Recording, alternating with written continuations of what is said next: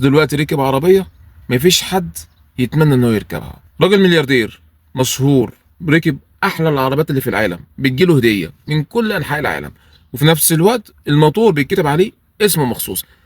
احنا طبعا بنتكلم على ميشيل احد، الملقب باسم امبراطور السيارات.